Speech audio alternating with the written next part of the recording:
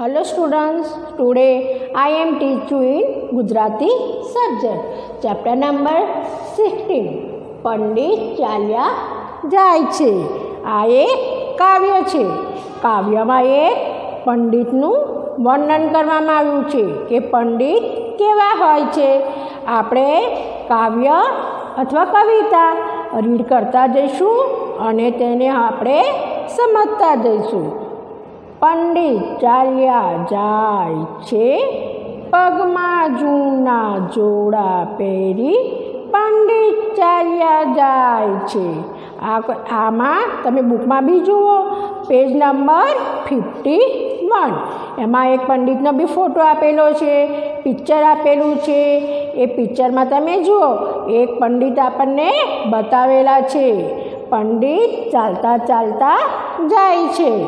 એમને પગમાં કેવા જોડા પહેર્યા છે? જોડા એટલે બૂટ. પગમાં એમને જૂના જોડા પહેર્યા છે અને પંડિત ચાલ્યા જાય છે. એ ચાલતા ચાલતા જાય છે. માથે એમને ટાલકુને ચોટલી ફરફર થાય છે. માથે કેવું છે? ટાલકું છે. માથા ઉપર એક પણ વાળ નથી અને એ માથાની વચ્ચોવચ્ચ શું છે? ચોટલી છે. પંડિતે શું રાખી છે? ચોટલી. અને પવન આવવાથી ચોટલી ફરફર થાય છે. આંખો ઉપર ચશ્મા પહેરી પંડિત ચાલ્યા જાય છે. પૂંછ જેવી મૂછો એની ગાગર જેવી ફાન છે. પંડિત ચાલ્યા જાય છે. આંખો ઉપર ચશ્મા પહેર્યા છે અને પંડિત ચાલતા ચાલતા જાય છે. પૂંછ જેવી મૂછો એની, પૂંછડી હોય ને, પૂંછ એટલે પૂંછડી, અને એવી એમની મૂછો છે. અને પંડિત કેવા છે? જાડા જાડા છે. એમની ફાંદ એટલે પેટ. ગાગર એટલે મોટી ગાગર આવે ને, પહેલાં જમાનામાં મોટી પિત્તળની ગાગર આવતી હતી, એવું એમની ફાંદ છે. ફાંદ એટલે પેટ કહેવાય. ફાંદ એટલે પેટ. એમનું પેટ ગાગર જેવું મોટું છે. આ કાવ્યમાં આપણને પંડિતનું વર્ણન કરવામાં આવ્યું છે. એક પંડિત છે, એ પંડિતે જૂના જોડા પહેર્યા છે. એ પંડિતને માથા ઉપર વાળ નથી, ટાલ છે, પણ તેમને વચ્ચે શું રાખી છે? ચોટલી રાખી છે. અને એ ચોટલી હવાના લીધે ફરફર થાય છે. એમને આંખો ઉપર ચશ્મા પહેર્યા છે. પૂંછ જેવી શું છે? એમની મૂછ છે અને ગાગર જેવી ફાંદ છે. આંબા ઉપર કેરી દેખી કેરી લેવા જાય છે. ટપાક દઈને કેરી તૂટી ટાલ કે અથડાય છે.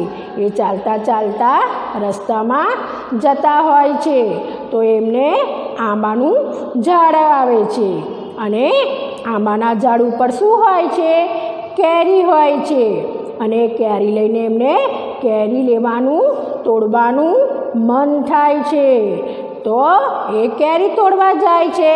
તો કેરી તોડે છે ને, તો એ કેરી એમના ટાલકા ઉપર પડે છે અને ટપાક દઈને કેરી એટલે ઉપરથી કેરી તૂટી અને એમના ટાલકા ઉપર અથડાય છે. પંડિત ચાલ્યા જાય છે. આકાશમાં તો વિમાન દેખી વિમાન જોવા જાય છે. બાગા જેવા ફાફા મારે ગધેડે અથડાય છે. પંડિત ચાલ્યા જાય છે. એ ચાલતા ચાલતા જતા હોય છે તો આકાશમાં વિમાન જતું હોય છે. તો એમને વિમાન જોવા જાય છે. વિમાનનો અવાજ આવે છે તો આકાશમાં વિમાનને જોવા માટે જાય છે. અને એ બાઘા જેવા શું મારે છે? ફાફા મારતા મારતા પંડિત ચાલતા હોય છે. તો એ કોને અથડાય છે? ગધેડા સાથે એક ગધેડું આવતું હોય છે અને ગધેડા સાથે અથડાય છે. સ્ટુડન્ટ્સ, તમને આ કવિતા બહુ ગમશે. બહુ સરસ કવિતા છે. આપણે ફરીથી એને એક વાત રીડ કરી લઈશું. પંડિત ચાલ્યા જાય છે, પગમાં જૂના જોડા પહેરી પંડિત ચાલ્યા જાય છે. માથે એને ટાલકુને ચોટલી ફરફર થાય છે. આંખો ઉપર ચશ્મા પહેરી પંડિત ચાલ્યા જાય છે. પૂંછ જેવી મૂછો એની ગાગર જેવી ફાંદ છે. પંડિત ચાલ્યા જાય છે. આંબા ઉપર કેરી દેખી કેરી લેવા જાય છે. ટપાક દઈને કેરી તૂટી ટાલ કે અથડાય છે. પંડિત ચાલ્યા જાય છે. આકાશમાં તો વિમાન દેખી વિમાન જોવા જાય છે. બાગા જેવા ફાફા મારે ગધેડે અથડાય છે. પંડિત ચાલ્યા જાય છે. નાવ વી રીડ હાર્ડ વર્ડ્સ. આપણે આ ચેપ્ટરના શબ્દો વાંચીશું.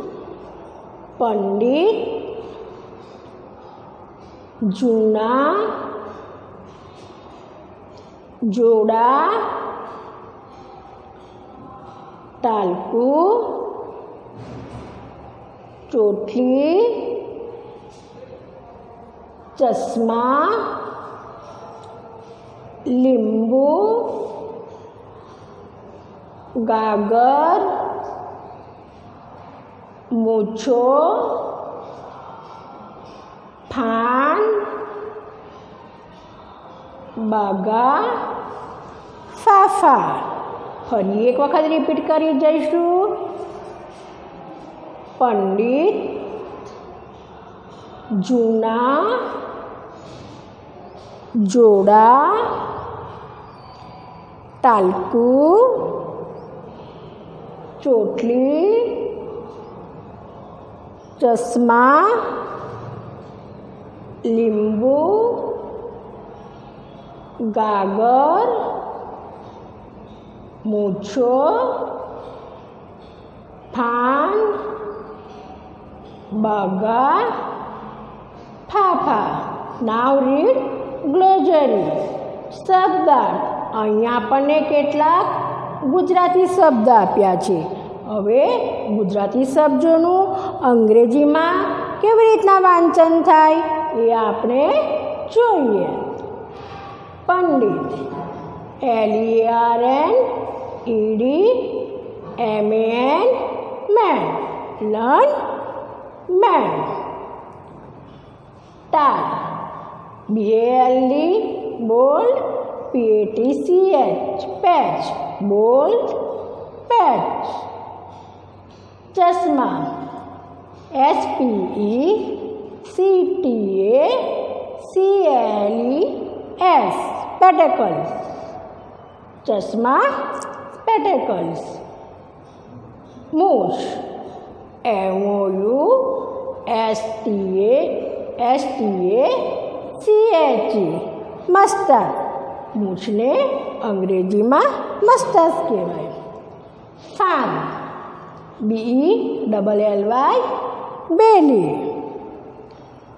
અથડાવું, COLLID ક્લાઇડ.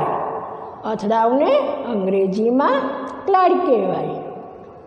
લીંબુ, LEMON લેમન.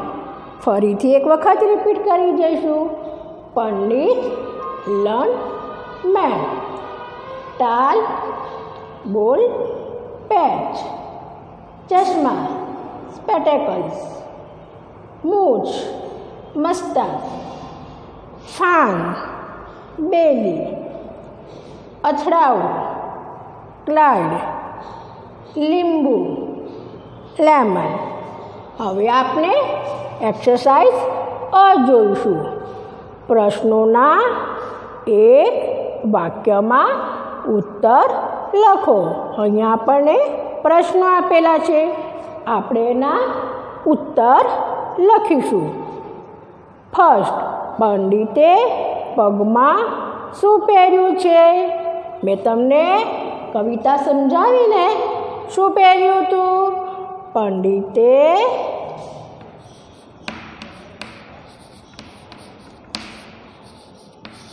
પગમાં જૂના જોડા પહેર્યા હતા. આપણે ફરી વાંચી જઈશું. પંડિતે પગમાં શું પહેર્યું છે? પંડિતે પગમાં જૂના જોડા પહેર્યા હતા. પંડિતની ફાન કોના જેવી હતી? સ્ટુડન્ટ, મેં તમને સમજાવ્યું છે. પંડિત કેવા હતા? પંડિતની ફાન કેવી હતી? તો પંડિતની ફાન ગાગર જેવી છે. પંડિત કોની સાથે અથડાય છે? પંડિત ગધેડે અથડાય છે. આપણે પ્રશ્નોના ઉત્તર ફરી રિપીટ કરી જઈશું. પંડિતે પગમાં શું પહેર્યું છે? પંડિતે પગમાં જૂના જોડા પહેર્યા છે. સેકન્ડ, પંડિતની ફાન કોના જેવી છે? પંડિતની ફાન ગાગર જેવી છે. પંડિત કોની સાથે અથડાય છે? પંડિત ગધેડે અથડાય છે. હવે આપણે એક્સરસાઇઝ એ જોઈશું. વચન બદલો. અહીંયા આપણને કેટલાક શબ્દ આપેલા છે. એ એકવચન બી છે અને બહુવચન બી છે. એકવચન હોય તો આપણે બહુવચન કરીશું અને બહુવચન હશે તો આપણે એકવચન કરીશું. પંડિત, પંડિતનું બહુવચન શું થશે? પંડિતો. આંખો, આંખોનું આંખ થશે. મૂછો, તો મૂછનું વચન બદલીશું તો શું થશે? મૂછ. એક જ ગધેડું હોય તો આપણે ગધેડું કહીશું. એકથી વધારે હોય તો શું કહીશું? ગધેડા. ફરીથી આપણે એનું વાંચન કરી જઈએ.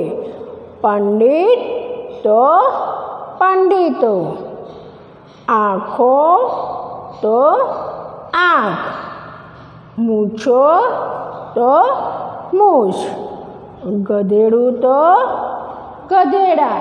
હવે આપણે પહેલાં શું જોયું? હાર્ડવર્ડ જોયા, શબ્દાર્થ જોયા, પ્રશ્નોના ઉત્તર જોયા અને વચન બદલો એ જોયા. મિત્રો, આ સરસ કવિતા છે અને આ કવિતા તમે પણ ઘરે વાંચજો અને આ બધું જ તમારી નોટબુકમાં હેને ગુડ હેન્ડરાઇટિંગથી લખજો.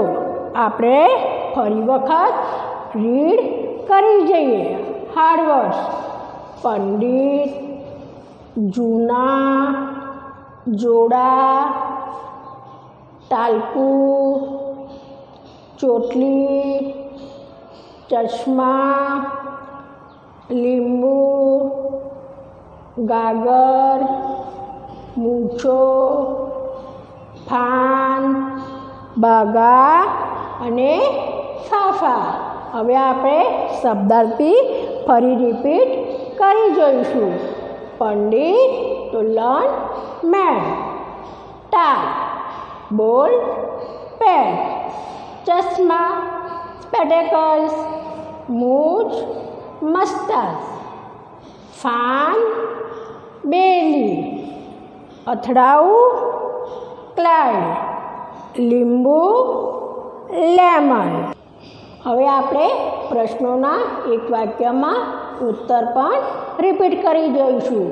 પંડિતે પગમાં શું પહેર્યું છે? પંડિતે પગમાં જૂના જોડા પહેર્યા છે. પંડિતની ફાન કોના જેવી છે? પંડિતની ફાન ગાગર જેવી છે. પંડિત કોની સાથે અથડાય છે? પંડિત ગધેડે અથડાય છે. હવે વચન બદલો બી રિપીટ કરી જોઈશું. પંડિત પંડિતો, આંખો આંખ, મૂછો મૂછ, ગધેડું ગધેડા.